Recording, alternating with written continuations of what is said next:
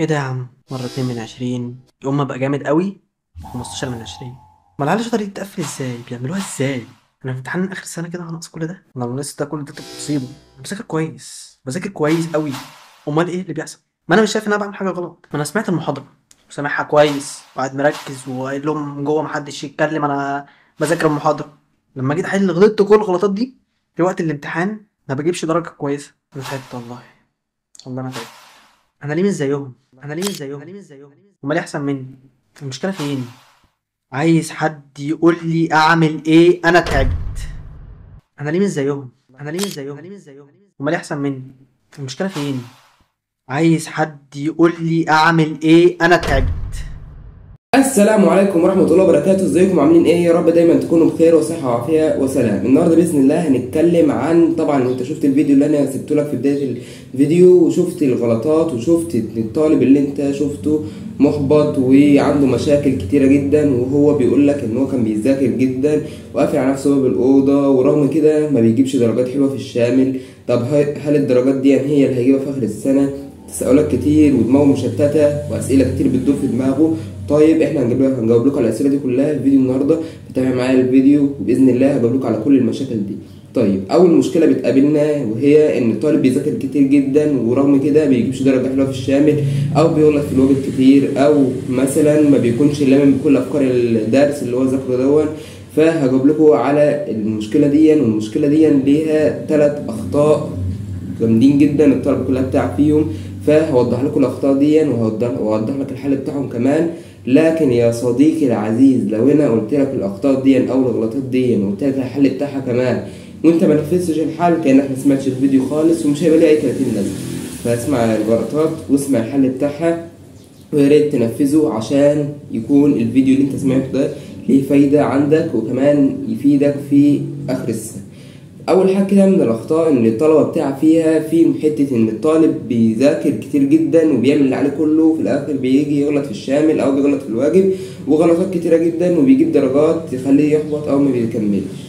اول خطا معظم الطلبه بتاع فيه وهو ان الطالب مثلا لو هو بياخد اونلاين او سنتر بيسمع الشرح من المستر بتاعه وبيرجع على طول يطبق في الحل او في الواجب او في امتحان الشامل على طول من غير ما بيرجع للمذاكره. وده خطا كبير جدا الطالب بيقع فيه، لانك سماع المحاضره مش زي مذاكرتها. انت سمعت المحاضره يعني المعلومه دخلت لدماغك، انما لما تذاكر المحاضره المعلومه بتثبت في دماغك، كمان بترسم لها خريطه ذهنيه في دماغك. لما تيجي تحل الواجب بتعرف الجزئيه دي في انهي حته، فبترجع لها في دماغك وبتبدا ان انت تحل. فده من اكبر الاخطاء اللي الطلبه بتاع فيها، ان هي بتسمع الشرح من المستر سواء في الاونلاين او في السنتر وبترجع على طول تحل الواجب من غير ما بترجع للمذاكره ومفكره نفسها انها كده فهمت الدرس. لا، سماع المحاضرة مش زي مذاكرتها. فذاكر المحاضرة قبل ما تحل الواجب على طول عشان تقدر انك تجيب درجة حلوة في الواجب وكمان تقدر انك تجيب درجة حلوة في الشامل. فنصيحة الاولى للخطأ الاول انك لازم تذاكر المحاضرة بعد ما تسمعها، لان سماع المحاضرة مش هيثبت لك المعلومة. وطيب دلوقتي احنا سمعنا محاضرة وذاكرناها، افتح الدرس وشوف الجزئيات المهمة وذاكرها، وكمان ما اديناكش بص في الكتاب بتاعك طول ما انت بتحل الواجب. اقفل الكتاب وشوف الجزئية، مثلا فكرة السؤال ده بيتكلم عن ايه، وشوف انت ذاكرت الدرس ده وشوف الجزئية دي عن فين وركز عليها وحل على طول. طيب انا ذاكرت دلوقتي وخلاص خلصت الدنيا، فعاوز اشوف هل انا ذاكرت صح ولا ظبطت الدنيا ولا عملت ايه. فاعمل لنفسك اختبار مذاكره. اختبار المذاكره ده بسيط جدا على حسب ما انت بتحب، ممكن تعمله شفوي ممكن تعمله بالورقه والقلم. لو انت عملته بالورقه والقلم او بالشفوي هما الاتنين واحد على حسب ما تحب. هتعمل كالآتي: هتقفل الكتاب بتاعك وتبدأ اللي انت مثلا تجيب، انت مثلا ذاكرت مثلا درس في العربي كان اخوات، هتجيب درس كان اخواتها وتلخصه كده في ورقة. لو انت مثلا هتسمع نفسك بالورقة والقلم هتلخصه في ورقة، مش هتنقله نقل الدرس ما كأنك ما عملتش اي حاجة، لا انت هتلخصه في ورقة كده بالورقة والقلم، واهم الجزئيات تركز عليها، وده اللي هيكون مثلا انت فهمته من الدرس. لو لخصته لقيت لامم كل الافكار، لو انت فتحت الكتاب بعد ما خلصت لقيت لامم كل الافكار في التلخيص بتاعك، فانت كده يعتبر ذاكرت الدرس صح. كذلك في الشفوي، هات مثلا حد يسمع لك او اعتبر ان نفسك قاعده قدامك، النسخه التانية قاعده منك مثلا قدامك، وحاول انك تبدا تسمع الدرس. ولو انت مثلا فوتت جزئيه حاول انك ترجع لها تاني وتبدا اللي انت تذاكرها. كده انت هتشوف انك لميت الدرس ولا لا. انما انك تذاكر مثلا بالعين او تذاكر على طول كده، ده كله ملوش اي 30 لازمه. فنصيحه، حاول انك تسمع نفسك بالورقه والقلم وتشوف انت لخصت ايه. لو انت لخصت الدرس في شكل منظم وفي شكل ان انت لخصت معظم الافكار في الورقه اللي انت لخصتها دي، يبقى انت اكيد كده لميت الدرس. طيب دلوقتي بعد ما انت عملت كده، وده هيكون في فرع النحو والادب في العربي، وكذلك في الانجليزي، وكذلك في الكيمياء. في دروس في الكيمياء مش محتاجه ورقه وقلم او تلخيص، في بتفهم على طول، لكن نصيحه ذاكر الدرس قبل ما ترجع للمحتوى. رقم 2 اللي الطلبه بتقع فيه. طبيعي لما تيجي تحل الواجب بعد ما ذاكرت وبعد ما احنا طبقنا خطوات المذاكره اللي احنا قلناها في الجزئيه رقم 1 او في الخطأ رقم 1، وطبقت كل الجزئيات بتاع المذاكره وطبقت كل حاجه وظبطت الدنيا. طيب دلوقتي انا جيت حليت الواجب وبرضه غلطت. هقول لك دلوقتي على اهم الغلطات اللي انت بتقع فيها اثناء لما انت بتيجي تحل الواجب، والحاجات دي هي اللي بتخليكش تجيب درجه حلوه في امتحان الواجب او في الشامل.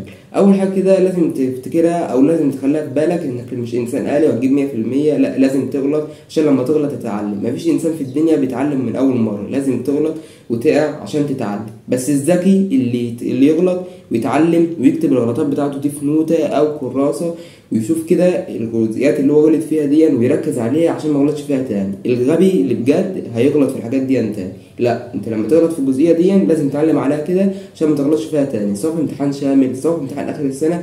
فالجزئيه اللي انت تغلط فيها حاول انك تكتبها كده وتدونها عشان ما تغلطش فيها تاني. دي اول جزئيه في جزئيات انك بتغلط اثناء الواجب. لو انت غلطت مثلا في جزئيه ما تزعلش ولا تحبط، جزئيه انت غلطت فيها اكتبها ودونها عشان ما تغلطش فيها تاني قدام. طيب دلوقتي احنا مثلا غلطنا في جزئيه في العربي مثلا في درس كان واخوات. طيب انت وانت بتحل اي سؤال في اي ماده لازم تشوف الراجل اللي حط السؤال ده طالب منك. مثلا في درس كان واخواتها هو طالب مثلا منك كادت تامه او كانت تامه او كادت ناقصه، فانت لازم تشوف هو بيحدد انهي جزئيه وترجع بقى انت بدماغك انت مذاكر الجزئيات دي تمام. لازم تشوف انت كده وصلت لايه، تشوف انت بدماغك ذاكرت مثلا الجزئيه دي هتبدا انك تحل على بناء على مذاكرتك للجزئيه دي. طيب مثلا عندنا لو ما كانش فيه هناك خبر جمله فعليه تكون كده تم. طيب هو سالك عن الجزئيه دي مثلا، قال لك مثلا طلع لي كده تم، انت تشوف الجمله اللي مفيش فيها مثلا خبر جمله فعليه وتطلع كده تم، كده انت تكون فاهم الدرس. فانت لازم تشوف الجزئيه اللي بيسالك عنها عشان تبدا اللي انت تحل الدرس وما تغلطش في الواجب وكمان في الشامل. طيب بالنسبه للجزئيه الاخيره وباذن الله الجزء الثالث او الخطأ الثالث هينزل لك في الفيديو الجاي عشان ما نطولش عليك في مده الفيديو. طيب في عجاله كده، هل الدرجات اللي انا بجيبها امتحان الشامل او في الواجب دي هجيبها في اخر السنه؟ طبعا مفيش منه، لان في اخر السنه هيكون عندك حصيله لغويه كبيره جدا. طبعا لو انت نفذت الحاجات اللي قلت لك عليها دي وكتبت الغلطات اللي انت غلطت فيها عشان ما تغلطش فيها تاني ودونتها وعرفت انت غلطت في ايه، مش تغلط في الحاجات دي تاني في اخر السنه، مش زي اول السنه. لان اخر السنه هتكون اتعلمت من غلطاتك دي وكمان هيبقى عندك حصيله لغويه، وكل ما تحل اكتر وكل ما بتحل مصادر اكتر وكميه اسئله اكتر بيكون عندك يعني حصيله وتكون فاهم كل جزئيه في المنهج، وده اللي بيكون طالب منك في اخر السنه. بس كده باذن الله الجزء الثالث هينزل لك في الفيديو الجاي. بس كده كان معكم فارس نشأت، يا رب تكون استفدت من الفيديو ويا رب يجعلنا سبب في ان احنا نفيد الناس.